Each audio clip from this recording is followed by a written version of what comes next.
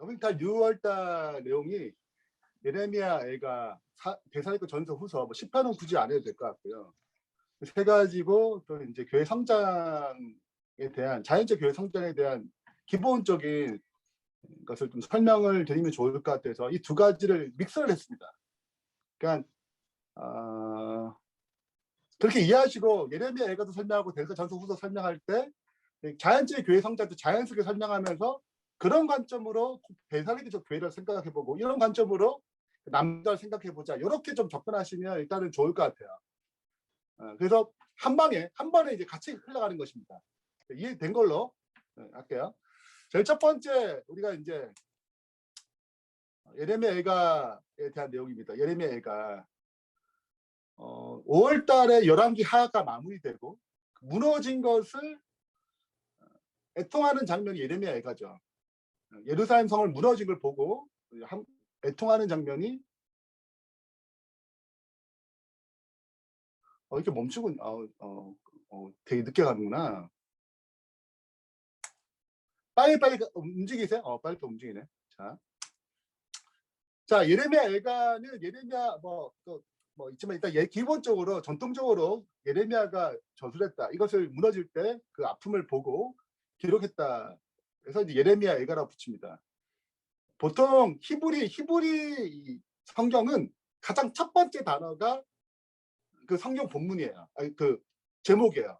그래서 가장 첫 번째 단어가 에카, 어찌하여 이런 일이 생겼냐, 어찌하여 이런 슬픔이 생겼냐, 어찌하여 이런 문제가 생겼냐, 어떻게 멸망할 수 있었냐. 그래서 원래 원 제목, 히브리 원 제목은 어찌하여야입니다. 어찌하여 이런 일이 생겼는가. 일단 시대적 배경은 아시다시피 예루살렘 멸망, 남방 유다의 멸망에 대한 슬픔을 노래하는 것입니다. 그래서 성경에는 이 애가에 관련된 내용이 꽤 많아요. 특히 10편에 자주 등장합니다. 그것은 자신들의 아픔을 또 고백하고 또 하나님께 그 진솔하게 자기의 슬픔을 갖추는 게 아니라 승화하기 전, 이 승화하기 전, 이 과정을 겪으면서 승화가 되거든요. 이 승화하기 전 이 과정들을 보여줍니다. 그래서 하나님 앞에 나의 모든 아픔, 뭐 슬픔, 이 모두를 다 터놓는 거예요. 혼란스러움, 어려움, 이해하지 못함, 이걸 다 고백하는 것입니다. 화면이 3분의 2만 보여요. 이게 또 뭐지? 화면 전체가 안 보이나요? 보여요. 저는 다 보이는데요. 저희도 다 보이는데요. 보여요. 잘 본인이 보입니다. 설정하는 거 아닌가 옵션에서? 네. 매튜만 아마 그런가 본데요. 예. 에스더만.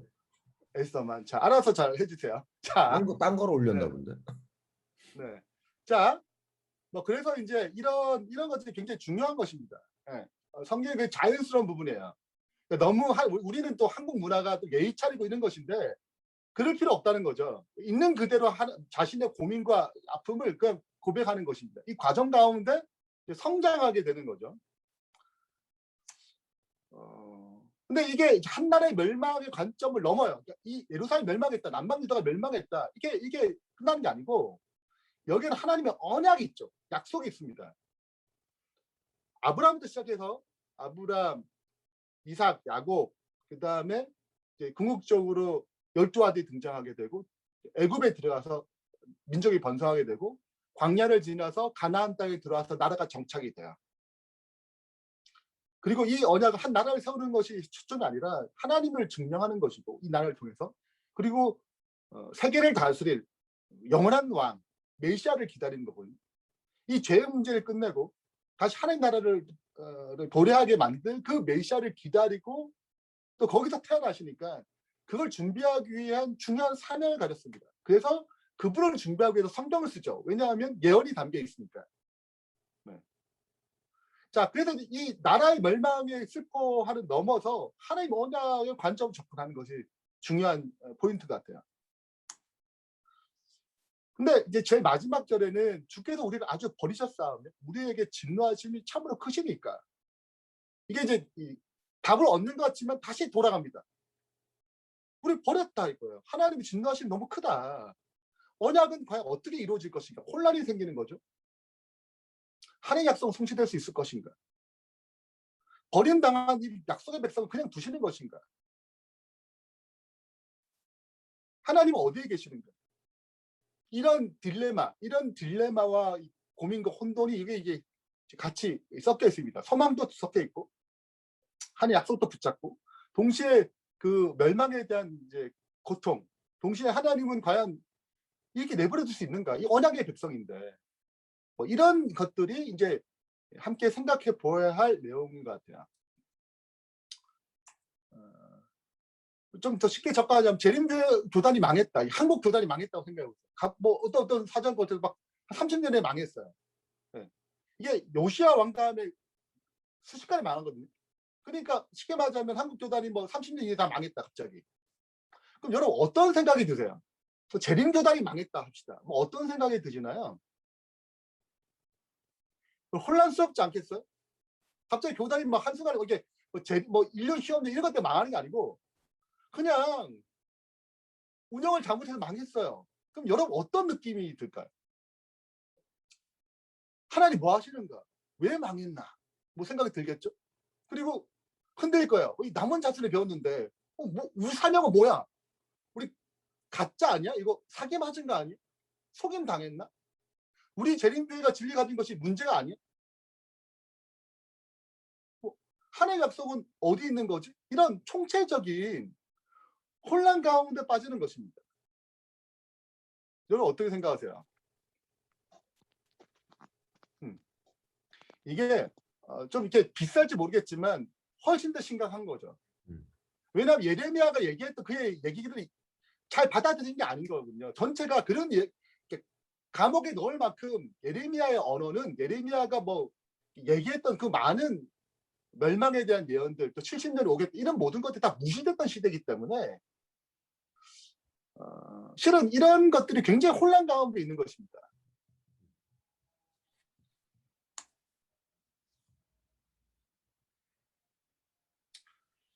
자, 그러면 이제 예레미야의 구조를 좀 살펴볼게요. 예레미야의 구조는 가장 탁월한 시 중에 하나입니다. 이 너무 정교하고 너무 잘 만들어졌어요. 네. 히브리어 알파벳이 22개인데 다 22줄로 돼 있어요. 3장만 빼고. 그리고 1, 2, 3, 4장은 다 알파벳 순으로 돼 있습니다. 그래서 첫 번째 뭐 A 하면 A로 시작한 단어로 시작해요. 이렇게 21개로 21절로 22절로 이렇게 쭉 진행하는 것입니다. 자, 근데 이제 카야즘 구조니까 5장이거든요. 가장 중요한 구조가 제 가운데 장. 3장이 핵심입니다. 유일하게 3장에만 소망에 대한 것, 그리고 이 슬픔, 이 고통, 이 멸망을 어떻게 처리할 수 있는가, 어떻게 극복할 수 있는가를 담은 메시지가 담겨 있어요. 3장 굉장히 중요합니다. 주제를 얘기하자면 죄의 고통 가운데 형편 가운데 있죠. 여기서 이제 회개해서 절망에서 회복시켜 하나님의 구원을 바라보는 것, 이것이 예레미야 애가에서 마침내 던지고자 하는 메시지입니다. 3장에서 이걸 참 잘 다루어 놨어요. 이제 하나씩 좀 살펴보겠습니다. 제 1장입니다. 예루살렘의 멸망에 대한 슬픔을 다뤄요. 11기하가 멸망으로 끝났다면 이제 멸망에 대한 슬픔이죠. 1절에 보면 슬프다 이성이여 전에는 사람이 많았더니 이제는 어찌 그리 적막하게 앉았는고 전에는 열국 중에 크던 자가 이제는 과부와 같이 되었고 전에는 열방 중에 공주였던 자가 이제는 강제 노동하는 자가 되었다. 이제 형편을 얘기하는 것입니다. 모든 걸 다 잃어버렸죠. 이로 말미암아 내가 내 눈에 눈물이 물과 같이 흘러내리며 나를 위로하여 내 생명을 회복시켜 줄 자가 멀리 떠났으니오다. 원수들이 이기매 내 자녀들이 외롭도다. 그래서 이 내용은 전체적으로 다 무슨 내용이냐면 하나님 이 멸망, 이 슬픔, 우리 슬픔 좀 주목해 주세요. 이 고통을 주목해 주세요. 라고 부르짖는 내용이에요. 자, 2장으로 넘어갑니다. 2장 똑같이 22절이죠. 2장은 근데 이 심판이 불의한 거냐. 하나님이 이 심판을 허락하실 때 하나님의 진노가 내리는 이 심판이 죄를 심판하는 이 진노가 공의롭지 못하는 것이냐. 그렇지 않다고 얘기해요.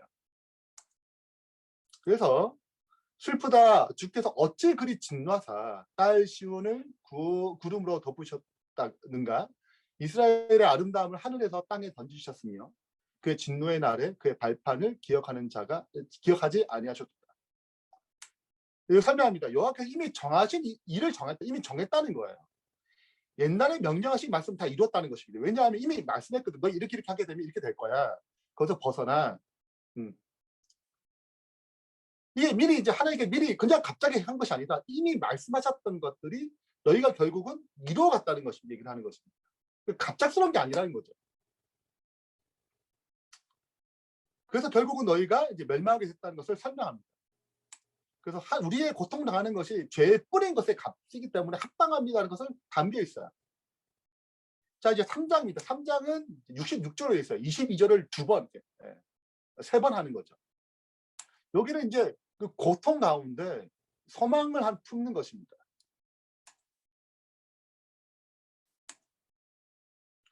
그래서 여호와의 분노의 매로 말미암아 고난 당하는 자는 나로다. 이게 뭐냐면 이제 이게 이 예루살렘 멸망, 남방 유다의 멸망은 예루살렘 자체 그걸 다지지 않고 자신 개인화시킵니다.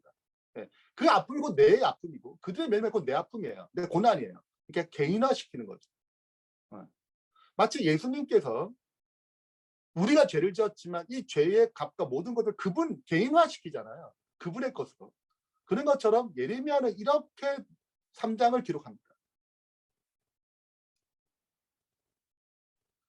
3장은 굉장히 많은 구약적 언어를 사용합니다.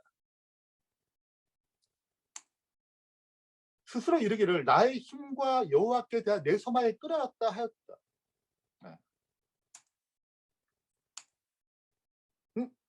가운데가 빠졌나요? 네. 가운데의 내용이 뭐냐면 제가 했는데 고쳤는데 안 고쳐졌는가 봐요. 가운데 내용이 하나님 이 소망 가운데 이 아픔 가운데 내가 이제 하나님을 바라봄으로 내가 이제 구원을 기다릴 수 있습니다. 이 죄의 값을 그대로 짊어지겠습니다. 내 입술을 티끌에 입 맞추라고 얘기해요. 그 말은 내가 티끌같이 존재가 되었다는 뜻이죠. 내가 진토같이 되었다는 거예요. 하나님의 심판 가운데. 그래서 나도 그렇게 그걸 받아들이겠다는 것입니다. 그 심판과 그 어려움을, 그 고통을 내가 있는 그대로 인정합니다라고 받아들이고, 그리고 마침내 그렇게 받아들이면 소망이 생긴다는 거죠. 구원하시는 하나님이 역사하신다는 거죠. 언약을 기억하신 하나님께서 이 백성을 다시 회복시킬 거라는 것을 고대하면서 마칩니다. 네. 그럼 4장입니다. 4장에는 다시 이제 2장의 내용을 다시 반복하면서 슬프다 어찌 금이 빛을 잃고 순금이 변질하였으며 성소의 돌들이 거리 어기마다 떨어지는 것. 이게 주로 이제 과거의 찬란한 것과 현재의 멸망을 비교하면서 진행합니다. 결국은 하나님의 심판이 임했고 이 심판 안에 여전히 하나님의 공의로우심이 있다라고 설명해요. 네. 그의 선지자들의 죄들과 제사장들의 죄악 때문이니 그들이 성읍 안에서 의인들의 피를 흘려도다. 고통 당하는 것이 우리의 죄값입니다 라고 고백하는 거예요. 이제 마지막입니다. 5장입니다. 5장은 이 슬픔과 이 고통을 승화시켜서 하나님의 긍휼을 기다리는 기도로 마무리해요. 우리의 머리에는 면류관이 떨어졌으며 우리 오라 우리의 범죄 때문이다.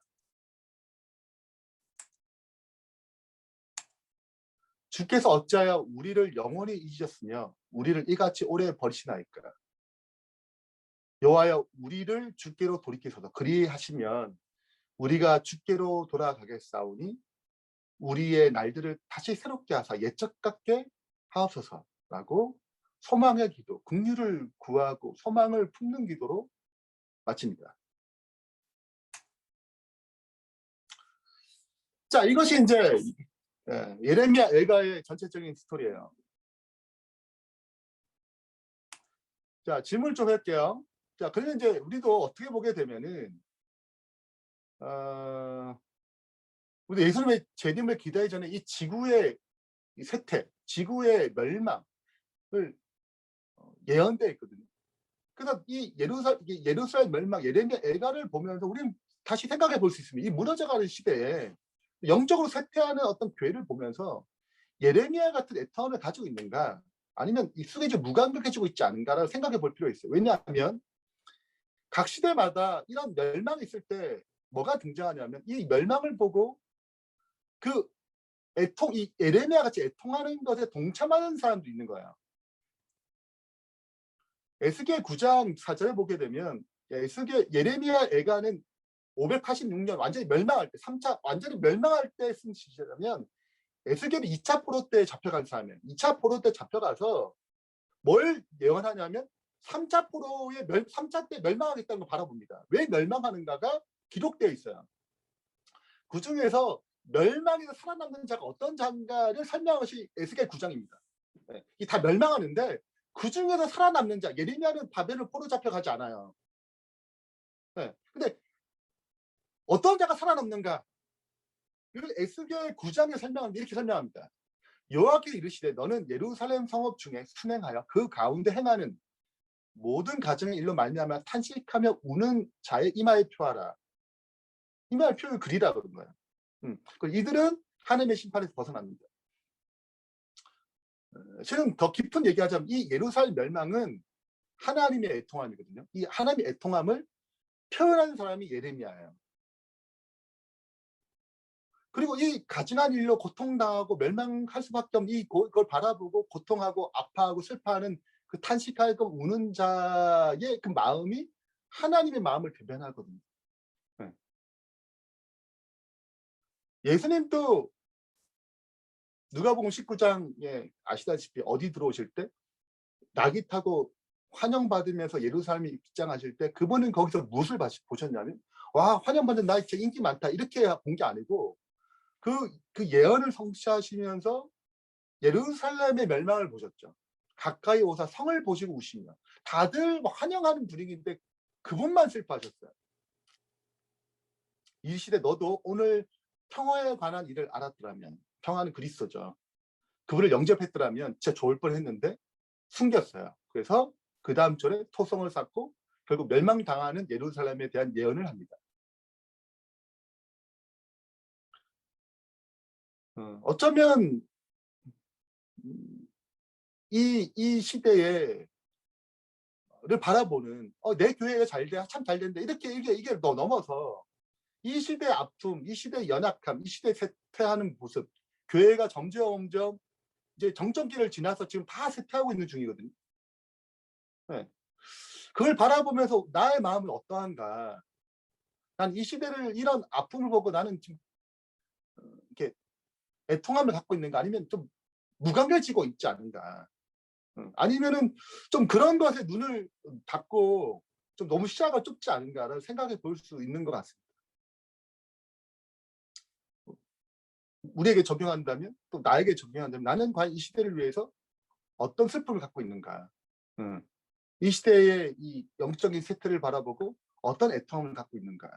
난 좀 무감각해지지 않은가. 이런 생각을 해볼 수 있다고 생각합니다.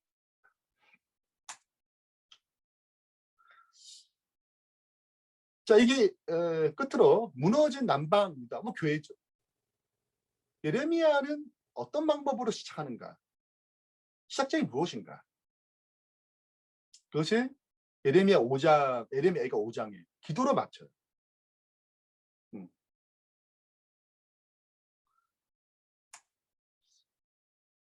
전도서고를 폭발한다는 책에 보면 건강한 교회를 진단하는 방법이 있습니다. 18개국 2년 6개월 동안에 3세대에 걸쳐서 진행된 프로젝트예요. 자, 여기 진행하면서 건강한 교회를 진행하면서 이제 내용이 나오죠. 여기 보면 첫 번째 결과는 전도와 번식이 지속적으로 이루어지는 교회는 회심에 의한 성장, 정착, 소그룹 번식이라는 세 가지 열매를 반복적으로 맺어가고 있다는 점입니다. 그러니까 교회가 성장하는 교회는 자꾸 회심하는 사람들이 자꾸 늘어나고 그들이 이런 양이 되는 게 아니고 잘 정착한다는 거죠. 정착하면 끝나는 게 아니라 그 사람들이 어디 소그룹이라는 어디 구성원이 딱 이제 돼 있어서 그 소그룹이 또 배가하는 이런 과정에 의해서 보편적으로 교회가 이렇게 성장하고 있다는 걸 보게 된 것입니다. 그리고 그러면 이 회심과 이 정착, 이 배가, 이 변식이 잘 될 수 있도록 하는 긍정적인 요소, 긍정적인 주요 원인이 이제 소그룹 차원에서 4가지, 대그룹 차원에서 3가지를 제시해요. 네. 첫 번째가 기도하는 리더라는 거야. 그 다음에 외부의 초점. 이게 밖에 영혼들을 위해 끊임없이 이제 관심이 있고, 우리끼리가 아니고 어떻게 저 영혼을 구원할까? 어떻게 저들을 구원할까? 이 마음이 끊임없이 있다는 것입니다. 그리고 활기 넘치는 지체의 삶. 그러니까 이 자체 안에 사랑이 넘치는 거죠. 서로의 관계가 굉장히 좋은 것입니다. 활기가 넘치는 거예요. 에너지가 있는 거죠. 그 다음에 다음 세대를 위해서 리더를 양성하는 것입니다. 이것이 소그룹 차원에서 4가지가 늘 있었다는 거예요. 그 다음에 대그룹 차원에서 3가지인데, 첫 번째가 기도하는 교회예요. 그리고 대그룹이 그렇게 소그룹이 잘 진행될 수 있도록 끊임없이 소그룹 지원하고, 마지막 3번째가 리더십을 잘 이렇게 연결되고 같이 이렇게 연합해서 일할 수 있도록 하는 어떤 리더십에 대한 어떤 그 동원들이 이루어진다고 기록하고 있습니다. 근데 제가 지금 예레미야 애가와 연결하면서 첫 번째 단어, 예레미야 애가 제일 마지막 하는 이제 기도 외에는 방법이 없는 거예요. 기도하는 거죠. 이 문제를 하나님께 내놓는 것입니다. 그리고 건강한 교회가, 또 성장하는 교회가 가장 중요한 첫 번째 모습으로 기도하는 리더, 기도하는 교회로 제시했어요.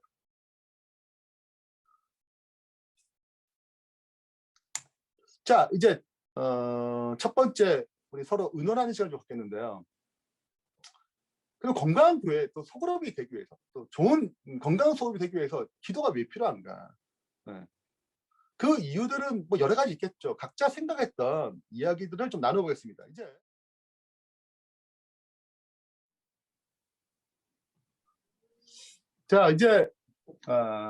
대서전서 후서입니다. 이거는 제가 뭐 장절로 다 하지 않고 큰 선에서만 좀 준비를 했습니다.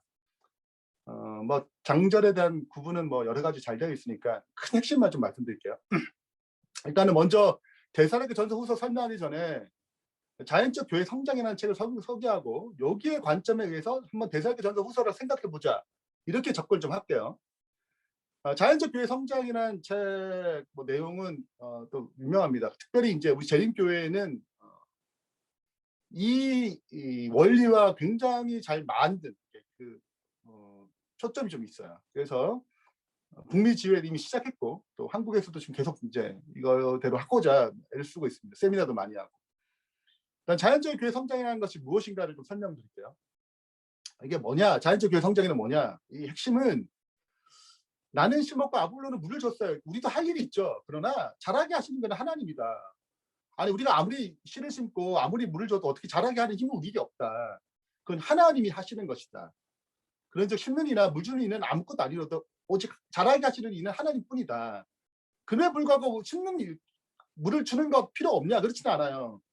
그러나 가장 중요한 것은 하나님이 이걸 이끌어 가신다. 우리가 물을 주고 그 생명이 잘 자랄 수 있도록 노력한다고 애를 쓰면, 여기 적합하게 하게 되면 하나님께 그것을 생명력 있게 역사하신다. 뭐 이게 내용이에요. 그러니까 교회 자체는 생명력이 있고, 그 생명력에 맞게 일하면 하나님이 성장을 주시고 부흥을 주신다는 것이죠. 자, 그래서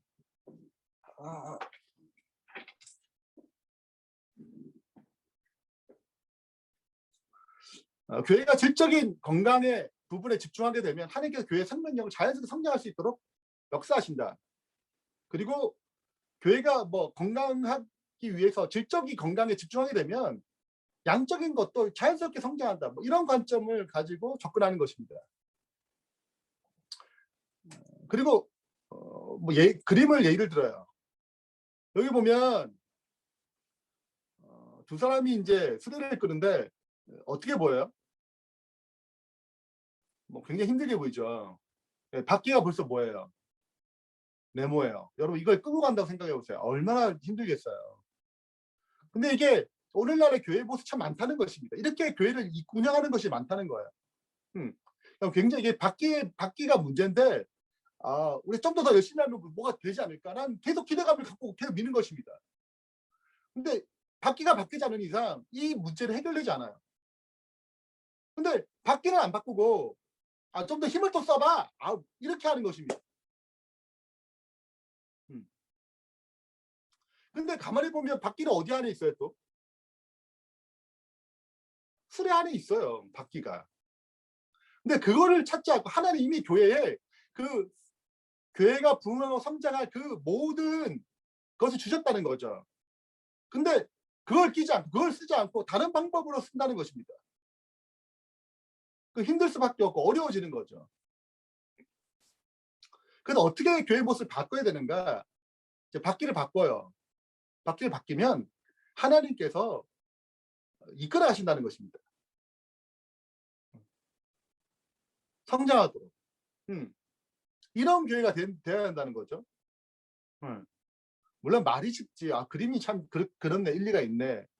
근데 이제 이렇게 변화하는 과정은 쉬운 것은 아니죠. 우리가 이제 교회 생활을 해봤습니다. 그래서 자연적 교회 성장은 설명을 합니다. 어떻게 집중해야 되는가? 어떻게 바퀴를 찾아갈 것인가? 교회의 바퀴를 어떤 식으로 찾아갈 것인가?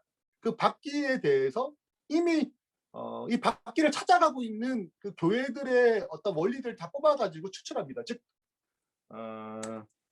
36개국에 1000여 개의 교회를 대상으로 질문을 해가지고 내놓았어요. 이건 뭐냐면 이렇게 좀 바퀴를 잘 다른 교회, 바퀴를 잘 다른 교회의 원리, 어떤 한 교회의 원리가 아니라 수많은 교회의 원리, 이렇게 원리를 붙잡으면 성장, 이 원리가 없으면 굉장히 힘들구나, 교회를 이끌면 굉장히 힘들구나, 이런 것들을 이제 발견한 것입니다. 예전에는 방법론, 이 교회가 이런 프로그램에서 성공했대. 프로그램을 가져왔어요. 근데 각 교회마다 프로그램이 안 맞죠. 왜냐면 큰 교회는 큰 교회 나름대로 프로그램이 있고 작은 교회마다 프로그램이 있기 때문에 다른 것입니다. 큰 교회 프로그램을 가지고 가지 못하는 거죠. 그래서 성장 방법들이 아니라 성장 원리에 초점을 두는 것입니다. 그 성장 원리가 8가지가 있는 것이죠. 뭐 다 아시다시피. 그래서 사역자를 세우는 지도력. 앞에가 중요하죠. 은사 중심적 사역, 열정적 영성, 기능적 조직, 영감 있는 예배. 그냥 뭐 구도자 중심의 예배 뭐 여러 가지가 있지만 핵심은 영감적인 예배가 돼야 어떤 예배든. 전인적인 소그룹. 7번째가 필요 중심, 필요를 채우는 전도라는 거죠. 8번째가 사랑의 관계입니다.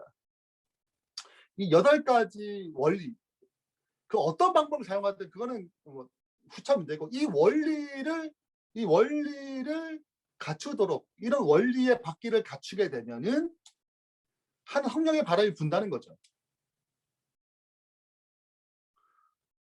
그래서 이제 그럼 어떻게 알 거냐, 어떻게 교회를 그렇게 할 거냐 해서 이제 8가지를 조사해 가지고 그 8가지 중에 가장 적은, 가장 연약한 부분을 이제 끌어올리는 것입니다. 기도하고 방법을 찾아가지고 우리 교회에 맞는 방법을 찾아가지고 끌어올리는 거죠.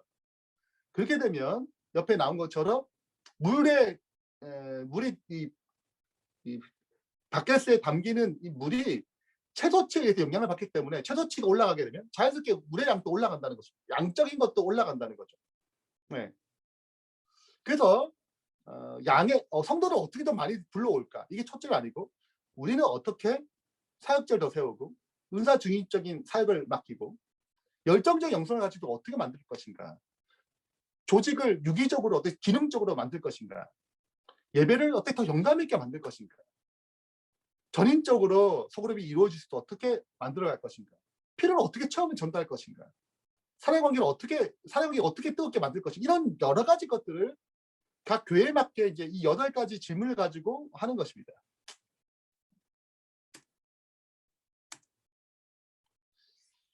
자, 그래서 최저치를 알 수 있는 방법으로 이제 검사지를 사용하죠. NCD에서는 65점이 넘으면 뭐 성장하는 교회라고 한쪽으로 생각하고, 보통의 교회는 50점 정도면 보통의 교회고, 40점대면 이제 퇴보하는 게 뭐 하여튼 그냥 아주 그냥 뭐 간당간당하는 교회예요. 이게 또 25점 이하면 거의 이제 수치가 모든 게 다 떨어지는 거기 때문에. 그래서 이제 우리 한국 교회는 이미 조사를 했습니다. 그래서 합회별로 NCD 설문지 조사한 결과 2020년 9월에 동중안부터 전체적으로 혼합합회까지 평균이 43, 45, 40, 37, 41, 43에서 평균 43.3입니다. 그러니까 우리 교회는 전반적으로 이렇게 건강한 교회가 거의 없다라고 생각합니다. 근데 뭐 아주 이게 뭐 아주 뭐 이렇게 자세까지는 아니겠지만 40점대가 이렇게 건강한 교회는 아니거든요. 그리고 전체적으로 은사 중심적 사역이 최소적 요소고, 네. 또 열정적 영성도 좀 부족한 교회가 있어요. 뭐 여러 가지 이런 어떤 요소들이 있습니다. 잘하는 것, 못하는 것. 그래서 어디에 집중하는 거냐면 잘하는 것은 그대로 두고 이제 못하는 것을 어떻게 성장시킬 것이냐, 여기에 집중하는 것이 이제 NCD 자연적인 교회 성장의 원리죠. 자, 재림교회와 NCD라는 책에 보면 실제적으로 밀워키 중앙교회가 5년간 이런 실질적으로 이 원리를 따라서 했을 때 나타난 내용입니다. NCD를 참여한 교회와 참여하지 않은 교회 비교한 거 11조 보면 이제 NCD를 참여한 교회는 22% 증가하고 밀워키 중앙교회는 19% 증가하고 일반 헌금은 다 증가했고 뭐 현상 유지 교회도 뭐 기본적인 교회도 뭐 6% 증가하고 헌금도 보면 되고 침례자 수도 보고 연간 침례 수를 다 보고 교인 수를 바라보게 되면 전체적으로 알게 되는 거예요. 아, 정말 NCD라는 어떤 원리를 가지고 집중하는 교회와 그렇지 않은 교회. 네. 그리고 현상 유지 교회는 대부분 감소하는 형태로 흘러간다는 것입니다. 네. 자, 그래서 우리 열린 교회도 지금 이제 NCD 이 원리로 어떤 목회자 한 사람의 어떤 생각에 의해서 뭐 좌지우지하는 것이 아니라 객관적 평가를 가지고 교회를 진단하고 교회를 건강하게 만들기 위해서 함께 이제 그 방법, 하나님의 방법을 찾아가는, 바퀴를 바꾸는, 이 바퀴를 섰는데 이 바퀴가 마음에 안 들면 이 바퀴를 다시 바꾸고 수정하는 과정. 그게 우리에게 있는데 우리 찾지 못하는 거죠. 그걸 찾아가는 과정을 이제 하고자 우리도 이제 열린교회도 이제 이걸 진행하고 있습니다. 자, 이러한 관점을 가지고 데살로니가 전서 후서를 좀 살펴보자는 거예요. 데살로니가 교회는 이제 사도 바울이 2차 선교 여행 때 세운 교회입니다. 이 세웠던 과정이 사도행전 17장에 등장해요. 데살로니가 교회가 어떻게 탄생했는가? 17장에 등장합니다. 좀 보죠. 첫 번째는 이제 그들이 암비볼리와 아볼리아로 다녀가 데살로니가에 이르니 거기 유대인 회당이 있더라. 보통 이제 유대인 회당에서 하죠. 이제 유대인 회당, 데살로니가 유대인 회당, 이 회당은 굉장히 커요. 왜냐하면 데살로니가가 마게도니아의 수도 같은 곳이거든요. 그리고 여기가 도로가 굉장히 상업도로 굉장히 잘 발달됐기 때문에 데살로니가를 지나가게 돼 있습니다. 그래서 군인들, 상업 물품이 다 데살로니가 지나가게 돼 있어요. 그러니까 굉장히 많은 사람들이 여기에 모여 있고, 당연히 상업이 발달하게 되면 유대인들이 거기서 이제 또 장사 수단이 좋으니까 거기에 또 들어가죠. 그러면 유대인이 많은 곳은 반드시 회당이 굉장히 큽니다. 큰 회당이 있었어요. 여기 이제 가서 이제 선교를 하는 거죠. 바울이 자기의 관례대로 그들에게 들어가서 새 안식 3주 동안에 성경을 가지고 강론했습니다. 최소 3주죠. 최소 3주. 네. 성경을 강론했습니다. 얼마나 뜨거웠던지 뜻을 풀어 그리스도가 해를 받고 죽은 자 가운데서 다시 살아날 것을 증언하고 이르되 내가 너희에게 전하는 이 예수가 곧 그리스도라. 성경을 쭉 풀이했어요. 반응이 뜨거웠습니다. 그 중에 어떤 사람 곧 경건한 헬라인의 큰 무리와 데살로니가의 주 사람들은 헬라인이에요. 그리고 보게 되면 유대인 회당에 많은 헬라인들이 들어갔음을 알 수 있습니다. 헬라의 큰 무리와 적지 않은 기부인 또 권한을 받고 바울과 실라를 따랐어요. 교회가 세워지는 분위기입니다. 근데 반드시 또 이제 기득권 세력이 또 마음에 안 들죠. 아, 기껏 야, 쟤네들 그렇게 데려가면 안 되지. 응?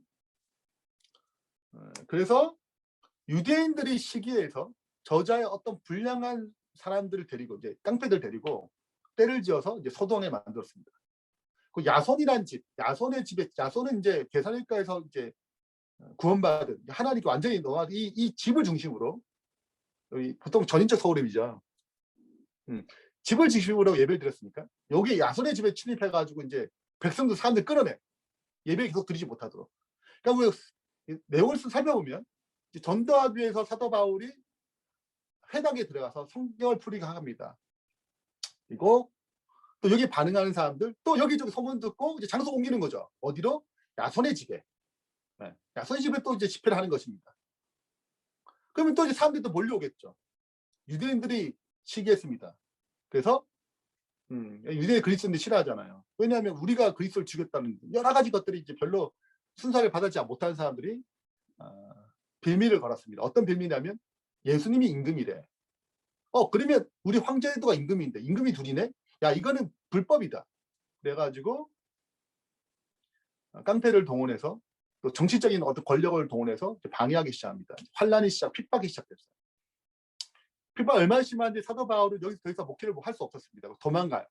베레아를 들리고 그리스를 들려서 아테네 들려서 마침내 고린도에 가가지고 고린도에서 편지를 보냅니다.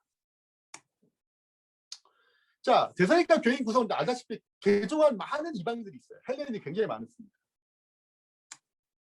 상황은 박해를 받으면서 신앙하는 분위기예요.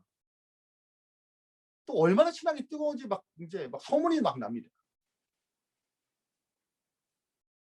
근데 한 가지 약점이 있었는데 중요한 약점 중에 하나가 이제 많은 시간을 보내지 못했기 때문에 교리적인 측면들 약한 거예요. 그래서 종말론적 문제가 자꾸 생깁니다. 그 대표적인 얘기가 종말론 하면 데살로니가 전서 후서에 이제 중요한 단어들이 다 등장해요. 재림의 단, 불법의 사람, 불법의 삶이 등장하기 전까지 재림할 수 없다. 이런 중요한 언어들이 데살로니가 전서 후서에 등장합니다. 종말론에 대한 문제가 생겼어요. 데살로니가 전서가 이제 보내집니다. 자, 일단 데살로니가전서의 내용을 보죠. 후서는 좀 살펴보죠. 대충 이런 내용이라고 이해하시면 되겠습니다. 그래서 앞부분은 인사, 내가 너희를 어떻게 이제 섬겼는지, 너희가 정말 칭찬받을 만하다. 이게 앞부분 인사고 뒷부분은 이런 교리적인 문제를 다룹니다. 그리고 꼭 중요하게 짚어야 될 포인트를 다룹니다. 근데 가장 중요한 이슈는 종말론 문제예요. 왜냐하면 종말론이 흔들리게 되면, 왜냐하면 그때 예수님 금방 오실 줄 아는 자꾸 지체되면 이제 기다림이 힘들어지니까.